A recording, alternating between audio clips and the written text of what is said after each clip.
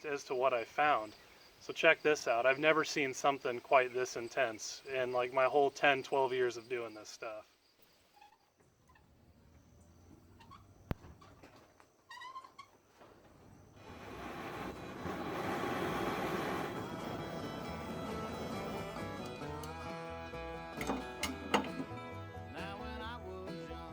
Oh, money.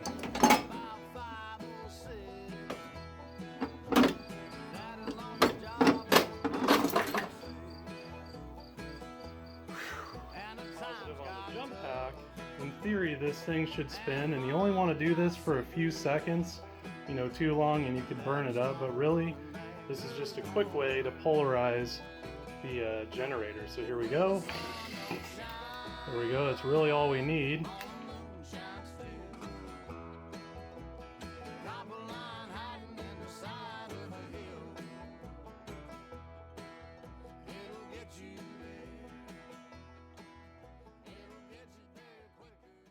Welcome to the channel today. I'm Luke, Thunderhead2D9 here on YouTube, and we're back for part 2 of the Volkswagen here. We got the generator all installed, and so in theory, with everything reassembled, it's static timed and everything, I imagine we should be able to get it to light off. Hopefully it fires off and we can go for a little putt down the road.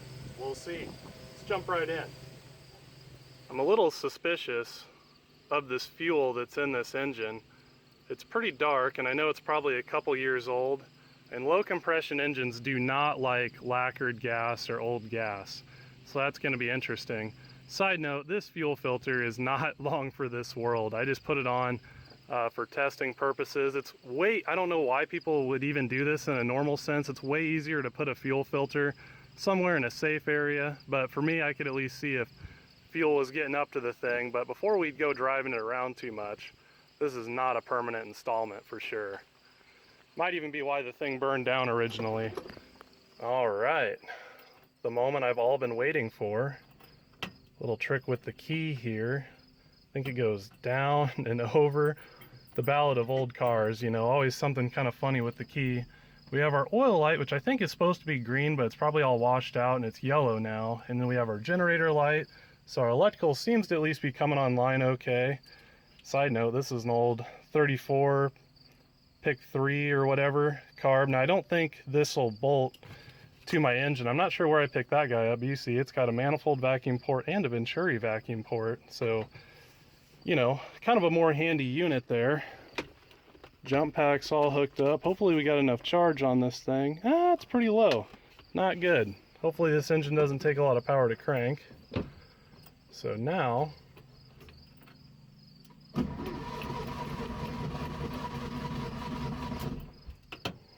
maybe we'll get something. Oh, there we go. Our generator light's out. That's good. This carburetor was modified back there at some point where the choke was eliminated. Very sub-ideal for a Volkswagen. Sure sounds like we don't have all the cylinders. Ain't good. Well, I can't seem to get it to run long enough to get back here and fool with the carburetor, so you guys are going to get the first look if something looks kind of strange, but sounds like we're down a cylinder. I heard it pop a few times, you know, and I know the ignition timing's pretty close, so and we're having to run on the accelerator pump, and so that's typically what I see when the gas is old and bad. And I mean, look how yellow this is. This isn't too good, but the popping out the carburetor piece, you know, I'm kind of suspicious of the valve train, so I'm gonna give it one more crank, and then I've never popped the valve covers on the thing. We'll take a look, but I know these Volkswagens are solid lifters, and I know those can throw people through a loop for setting the valve lash, and let's just hope that's not kind of what went wrong, where they have an intake valve hanging open and then it backfired out of the carb, which is what I was hearing when I was just running, and then that ignited some fuel and burned the whole thing down, you know. Just trying to trace the breadcrumbs.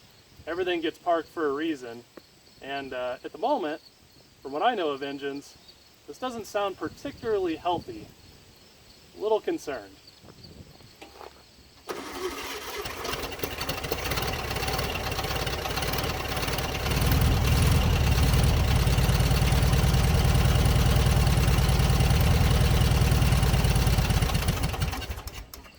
definitely only running on the accelerator pump. If I pump it a lot, you know, it probably puts enough fuel in the intake where it's kind of running off the fumes of the excessive amount of fuel. So I think we have fueling issues at the moment. Kind of thinking we might get into that scenario. So I need to drain the tank probably. But I got this vacuum line here, which is highly not recommended.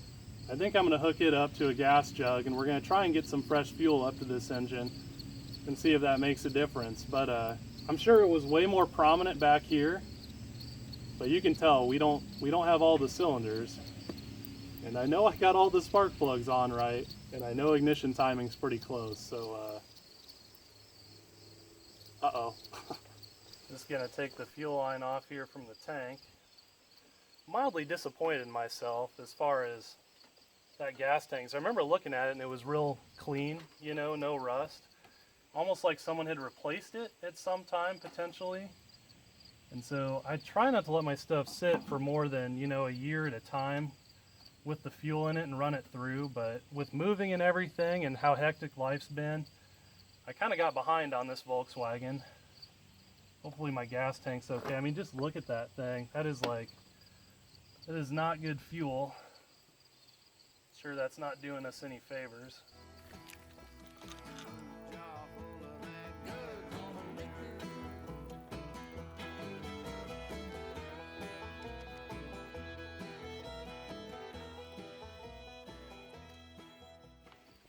Ah yes, a classic, the welding rod fuel hose straightener. So imagine we're down in the fuel now, no problem. Crank it again.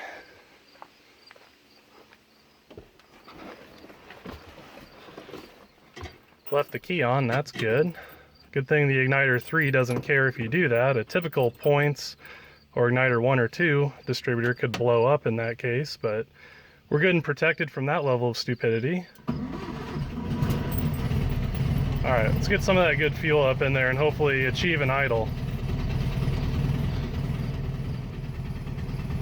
All right, well, it looks like our fuel was a little bit of our issue. I'm not having to run the accelerator pump and the engine's staying running, so that fuel in the tank is definitely no good. Some decent throttle response out of the thing. Let her get some temp in it and then we'll go take a look out back.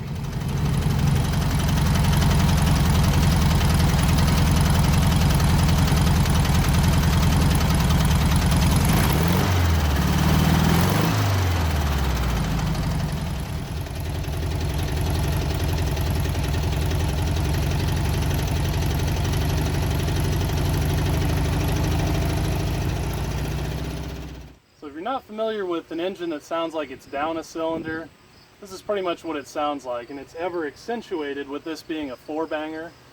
You know, I can definitely hear that we're running on all of 3 cylinders. There's a pretty bad knock sound, but it doesn't sound like bottom end. It kind of sounds like valve train issues, so I think I'm going to crawl under and pop the valve covers. It's not good. You know, there's something not quite right here, and I think we're on the path of following the breadcrumbs as to why this might have been parked. You know, it'll kind of idle on its own, you know, with a much more higher idle RPM than would be ideal. I know Volkswagens idle high anyway, but I'd imagine from the sound this is somewhere around 12 to 1500 to get it to idle, which again, you know, with the ignition timing being set pretty close and the carburetor being set pretty close, I know we probably have some other issues elsewhere. So I jumped down here and popped the valve cover. Get a look at the valves. It does look pretty clean in there, but any of these valves, I mean, they're supposed to have some play. They're all dead tight no matter where I put the engine. So probably this whole cylinder bank doesn't have any compression at all, and if it does, it's very minimal. So with that, I think we're going to go through all the valves, get them set up correctly, and then we're going to cross our fingers that that's been the issue. All right, my friends, the plot thickens as I discovered some interesting things when I started loosening the valve train. Now, it's always a good idea to wiggle your valves around, and there shouldn't be a lot of play. If there is, it means your valve guides have some wear on them. And then in an excessive scenario, there's a good chance you might have a bent valve. And seeing as how the valve lash was set up so tight on this engine, I'm not super surprised as to what I found. So check this out. I've never seen something quite this intense in like my whole 10, 12 years of doing this stuff. So here we have normal valves. There's a little bit of play there, not much. It would run, but I mean, it's showing some signs of worn valve guide on that guy. This one's pretty tight. Now check this one out. That is a bent valve or something going on, but there is absolutely no compression on that cylinder. Basically that valve there's no way it's sitting in its seat very well. But you know, this engine will have to come out at some point, the cylinder head removed, and some work done to this guy, because this is extremely bad. You know, there's something very anomalous going on with that valve on that number 1 cylinder. It's not good. All right, going for valve cover number 2 here. Kind of tricky to do with one hand. It's very sketchy that the Beetle valve cover is held on like this, and you can see this thing hasn't been off for a long time, and it has not had a lot of miles since someone installed this, because this is just falling right off, which never ever happens, at least in my experience with Volkswagens. Usually it's all seized on there, something terrible. Even more interesting, if you do a comparison to the other valve cover and this side, just look how clean this cylinder head is. I bet you that's got a burnt exhaust valve over there, and it's probably blowing right past the valve, right past the foobarred valve guide into the crankcase, because that cylinder head on that side looks very crusty. This one is exceptionally clean. The valve train, at least the valves, seem somewhat tight. All of the adjustment is again way over tightened, and I can turn the crank just to make sure we're in a position where it's not engaging any of the valves, but I guarantee you there's no play. So if I had to guess, someone made a bad valve adjustment at some point, tried to get it going again in the 90s, and then essentially, you know, if the valve never fully closes, you eventually burn a valve, and I'm sure that's what we got going on that other side. Just to pique my curiosity here, we're just going to get the engine in a different location, and I really, like I said, don't even need a wrench to do this. Not a lot of compression there. And once again, to no surprise, you can't hear a darn thing. Now on solid lifters, there should be some lash, some play when you're on the base circle of the cam, and there's absolutely none on this engine. So we're going to set valves the Thunderhead 289 style. And the reason I like this method the most is it doesn't matter what engine it is. You don't have to follow any certain procedure. If you use your brain and apply this method to any engine, it works perfect. Now on this particular one, it's solid lifters, so we're doing valve lash, but it's the same thing for getting to 0 lash on hydraulic lifters before you make your 1/2 to 3/4 of a turn valve train preload adjustment. But on this, it's valve lash, so we're going to come down here, slide under, see if I can hold my hand steady, and basically we're going to turn the engine over. Let's look at cylinder number 2 here. All right, so either that's the intake or the exhaust on left that's going down. We're going to rotate the engine over until that is at max lift, which it's at right now. So this is at the very tippity top of the toppity tip of the cam lobe, and at that point the opposing valve on that cylinder is going to be on the base circle of the cam. So over here, our valve here, it's on the base circle, and this is the point when we're going to make our valve train adjustment on this valve. And likewise, if we were to go around again,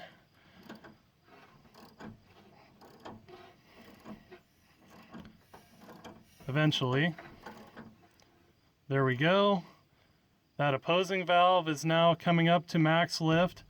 There's no camshaft on this planet that when the opposing valve is at max lift, this valve will not be on the base circle of the cam. When one's at max lift, the other one is going to be on the base circle, and you can make your valve train adjustment on that valve at that point.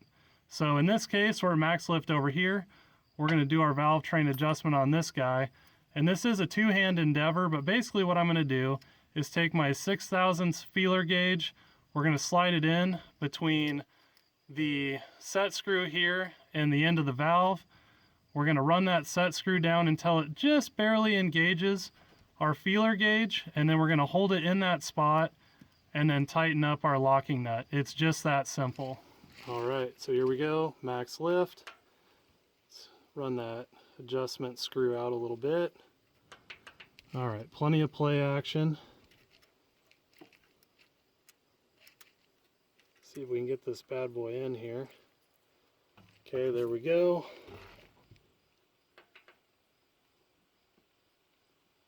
I'm just gonna run that set screw down till it's down to our feeler gauge. 0 lash. Here's the tricky part. That is not the right wrench.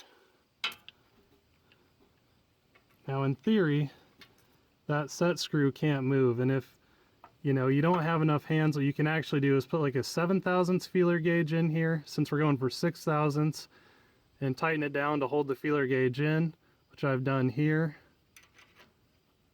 And then we just want to make sure this adjustment screw doesn't move on us.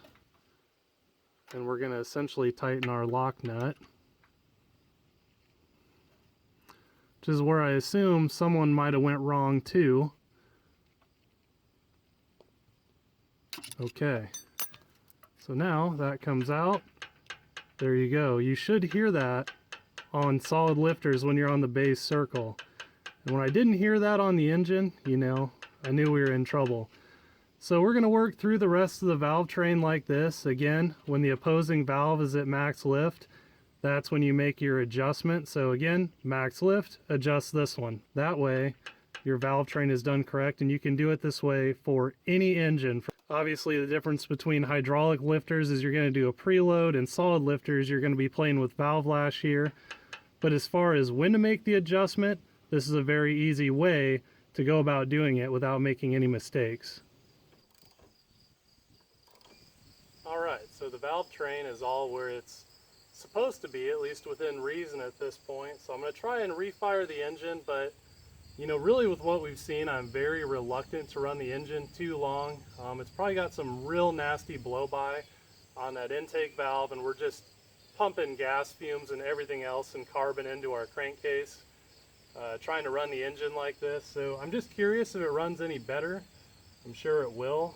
But with that, let's just fire it one more time and see if that made any difference.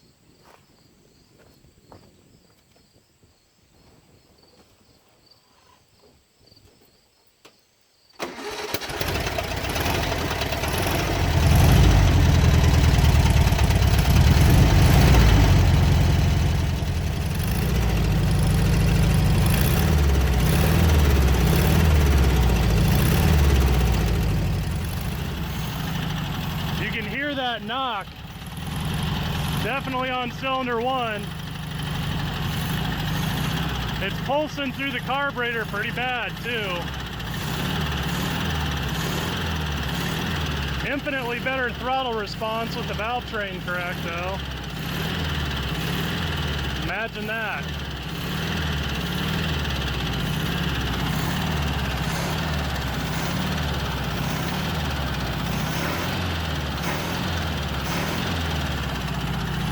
Bad. Otherwise it seems pretty healthy.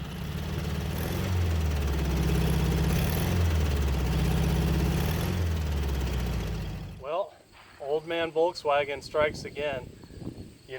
This car has gotten the best of me on a few occasions, but I'm not letting this one get away.